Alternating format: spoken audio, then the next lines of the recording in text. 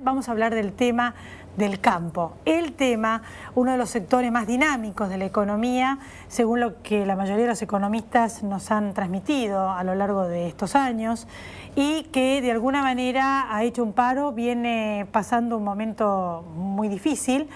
Por otra parte, usted en la mesa se acaba de dar cuenta que ya hace un tiempo el precio del pan, que iba a ser, diríamos, de acuerdo a las medidas de gobierno que estaba era para que se sostenga en un monto determinado accesible a la mesa de cualquier argentino, se disparó, y más allá de la decisión del gobierno de tratar de sostener un precio de 10 pesos el kilo, nos encontramos con la sorpresa de que es muy difícil de encontrar, que en general vale entre 18 y 20 pesos el kilo, con propuestas surrealistas como de que la gente se ponga a amasar el pan. Yo de hecho lo amaso en mi casa, pero reconozco que no es fácil y que hay que saber, hay que tiempo cuando no tener una máquina amasadora que vale una fortuna.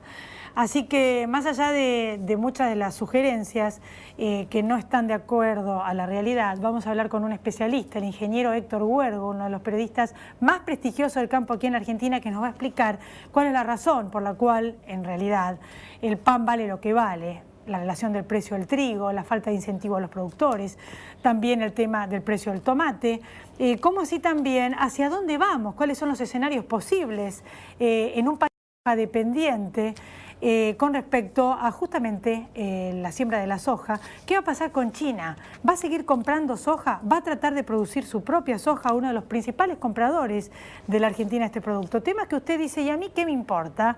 ¿O qué tiene que ver con mi vida? Tiene mucho que ver con la vida de todos nosotros, porque gran parte digamos, de los gastos del Estado se solventan con la plata que viene de todos estos productos del campo. Así que en estos últimos años los productores dicen que más que un incentivo, hubo una falta de incentivo que fue generando una situación que se fue complicando cada vez más con lo que usted ve a la hora de comer. El precio del trigo, el precio del tomate y los precios de lo que tiene que ver con la vida nuestra de todos los días.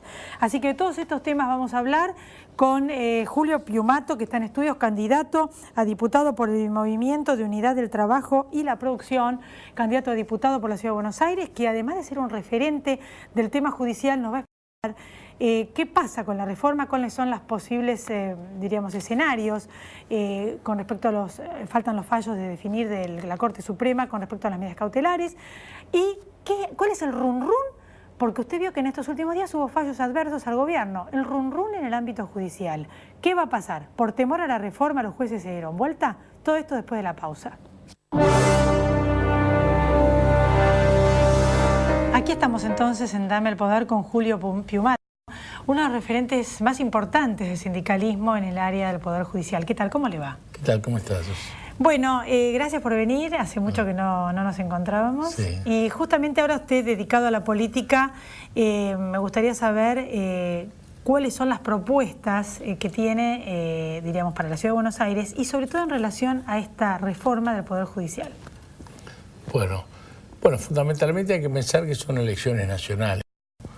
Nosotros representaríamos al electorado de la Ciudad de Buenos Aires en el Congreso Nacional.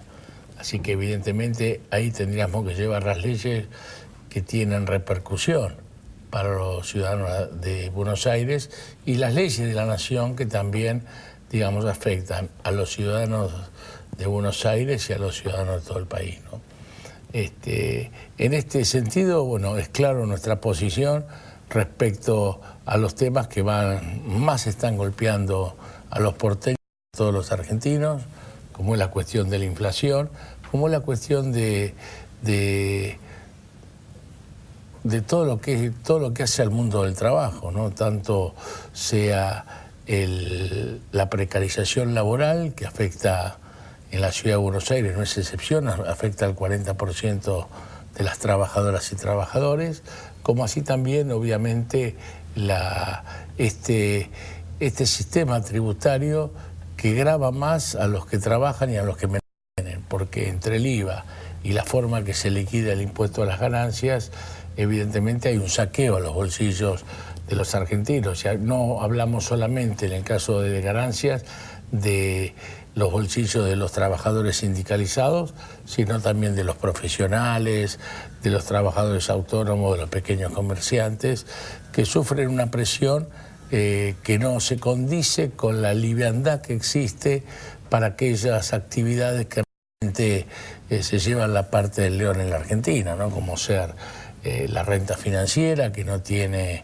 que no está grabada como debería estarlo, y es el sector, fíjate vos, que más ganó la Argentina en el 2012, ¿no?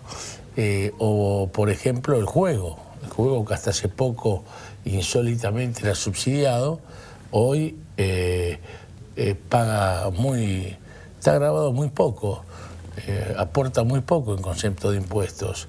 Y bueno, tendríamos que ir a la actividad minera, actividad petrolera, todas otras actividades que realmente son los que concentran la riqueza que se genera en la Argentina, e injustamente no son grabados ellos y son grabados los que trabajan, ¿no? Usted estuvo en contra de la reforma judicial. En caso de que no tuviera mayoría el oficialismo en el próximo Congreso, ¿ustedes propondrían la derogación de las partes de esta ley que no hayan sido tratadas por la Corte? Sí, por supuesto. En primer término, hay que hablar algo que sabemos todos.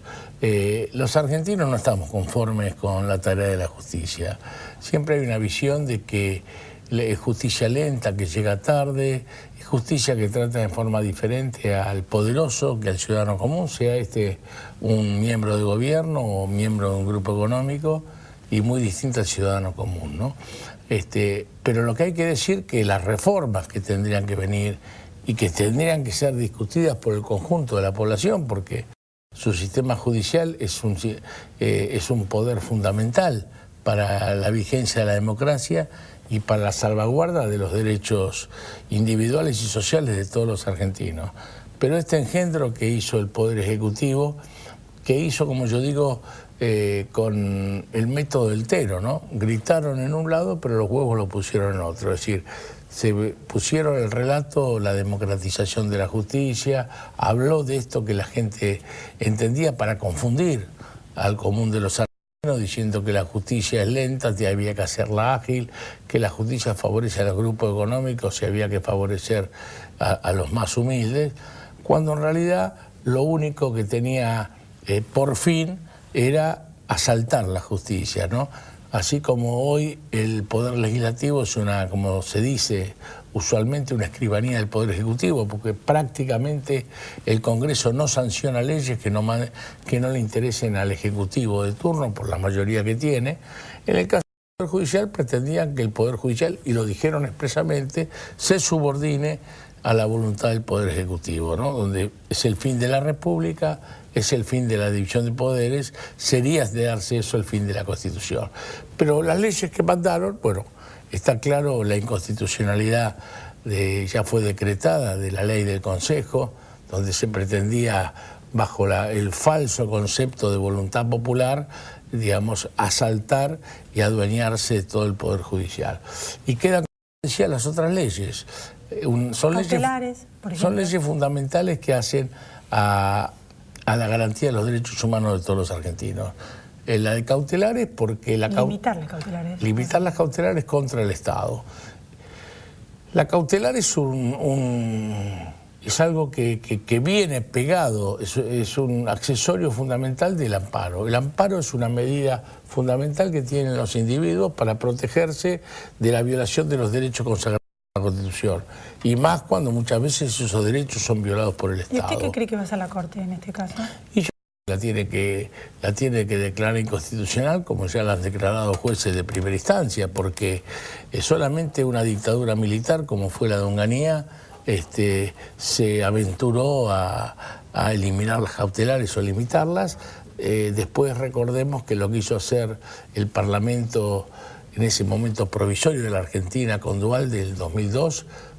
¿Pero por qué? Porque estaba el corralito y todos los argentinos les habían asaltado los fondos que tenían depositados. O sea que gracias a esas cautelares la gente pudo capturar, recuperar parte. Tal cual, es fundamental. O sea que si volviera a ocurrir eso no tendríamos... No tendríamos defensa frente a cualquier medida invasiva que el Poder Ejecutivo tenga, masiva o particularmente. Así que nos parece fundamental y es violatoria de la Convención Interamericana de Derechos Humanos, claramente violatoria. Muy poco tiempo, pero no quería dejar a usted que está ahí en la cocina del Poder Judicial. ¿Qué escucha y qué está pasando?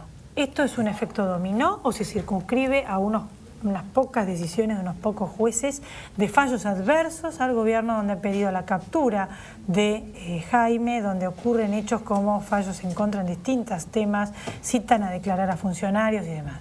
¿Esto se detiene acá o es un efecto dominó por temor a la reforma judicial? No, yo creo que tiene más que ver con el escenario que se ve en la Argentina como el fin de una época, ¿no? Todo este sistema de estos 10 años que se ha agudizado en los últimos años con una intemperancia y una prepotencia que realmente va generando el rechazo de la mayoría de la población y aventura una derrota electoral del gobierno dentro de próximos meses y mucho más fundamentalmente el fin de un ciclo en 2015, bueno, hace que los jueces federales, que es un fuero absolutamente político, se manejen con otro tipo de libertades, no sujetos a las mismas presiones cuando un gobierno está fortalecido y bueno, cumplan más, con mayor ahínco, las responsabilidades que tiene establecidas por los códigos.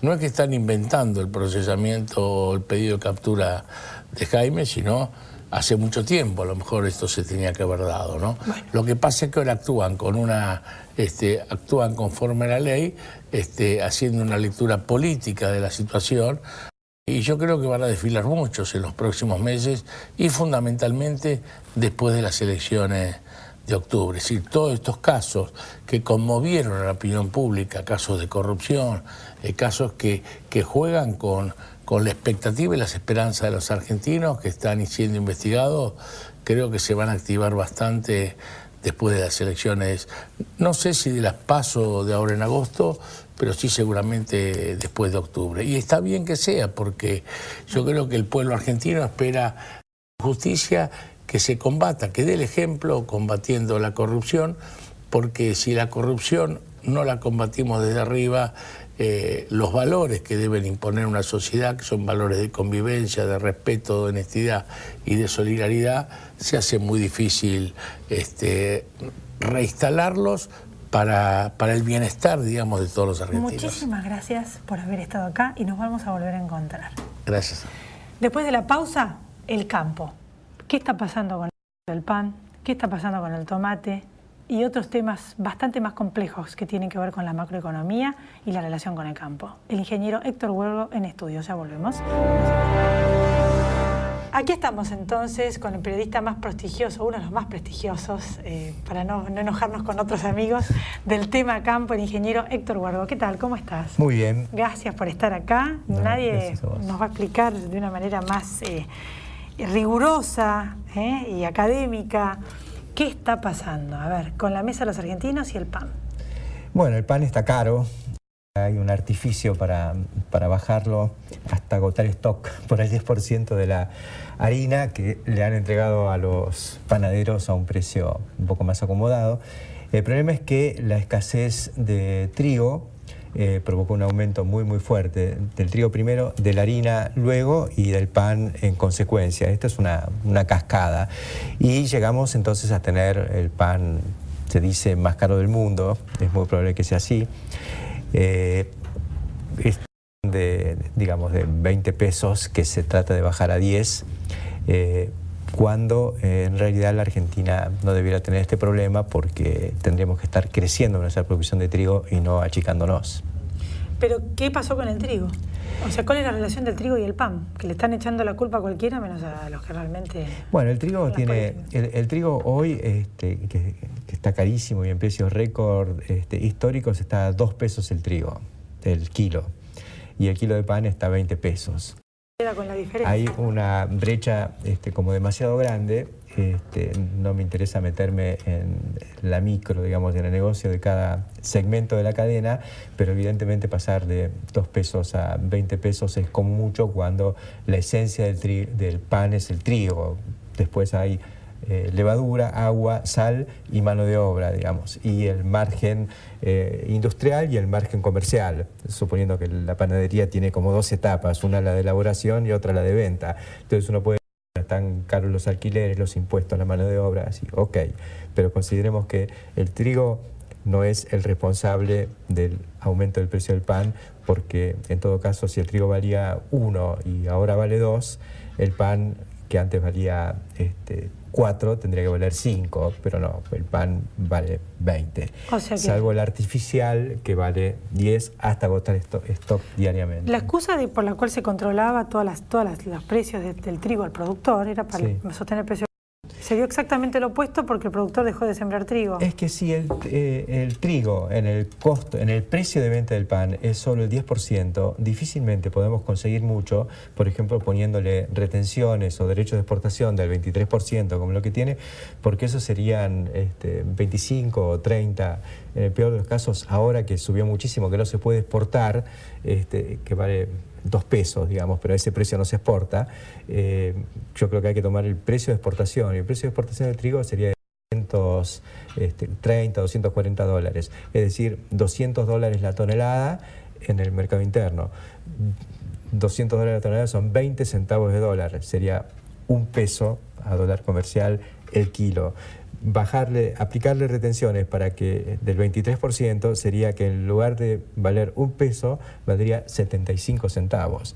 Ridículo frente a un pan que vale el oficial 10 pesos y el otro 20. O sea que la culpa no la tiene el productor.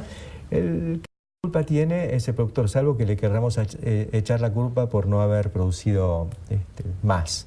Y el productor no produjo más porque el trigo no es negocio, no hay rentabilidad, y entonces frente al manoseo de los mercados, la manipulación de los precios, el productor huye y trata de hacer otra cosa, si es que tiene cabida otra cosa. El desincentivo a distintos, la gente de campo comenta que sacarle el incentivo a la siembra de trigo y otros, y a la ganadería y demás, espera para que se dedique más a la soja. De hecho están levantando molinos, todo para dedicarse todos a la soja, porque el gobierno saca más plata de la soja. ¿Esto es así? Yo no sé si hay una intencionalidad, pero el saldo objetivo es ese. Yo creo que el gobierno, supongamos, pensando, entre comillas, en positivo, lo que quiere realmente es defender la mesa de los argentinos. Bueno, lo ha hecho mal, le salió mal, eso lo hizo aplicando derechos de exportación, después restricciones a la exportación, lo hizo con la carne, lo hizo con los lácteos, lo hizo con el trigo, y esas 3 producciones están en una situación complicada. Hemos perdido 12 millones de cabezas de ganado, cuando en toda la región ha aumentado el stock ganadero y se convirtió el Mercosur o Sudamérica en general en un gran emporio mundial de la carne vacuna. Hemos desabastecido al Mercosur en materia de trigo, porque al caer la producción obligamos a que clientes tradicionales de Argentina como Brasil necesiten traer trigo de Ucrania, de Rusia o de Canadá, pero no más de Argentina. No garantizamos el abastecimiento, la seguridad de tener trigo para ellos como la tuvimos siempre. Ellos compraban por ahí algo de trigo de calidades muy especiales que nosotros no teníamos en Canadá, me refiero al caso de Brasil, pero ahora tienen que comprar trigo común, trigo berreta, digamos, en el exterior, porque nosotros no tenemos ni siquiera del malo. Es cierto que leí por ahí, en una nota, que se va, digamos, a complicar el escenario de la soja acá en la Argentina. De hecho, se sembraron muchos años seguidos soja y que eso está haciéndole mal a la tierra, que hay un punto de saturación desde lo económico y desde lo biológico, diríamos, sí. Y que, por otra parte, existe también el riesgo, o sea, eso en lo interno y en lo externo, de que China haga su propia soja o deje de comprar tanto. ¿Es verdad? Muchos temas en el mismo concepto. No hay un problema con la sojización desde el punto de vista biológico. Sí hay algunas complicaciones como la aparición de enfermedades, la aparición de malezas, por eso conviene la rotación. Este gobierno no ha estimulado la rotación porque ha castigado a los productos que normalmente se usan para rotar con soja. Trigo en primer lugar, no se fomentó lo que se debiera haber fomentado el maíz, entonces estamos en ese sentido llevando al productor al monocultivo de soja.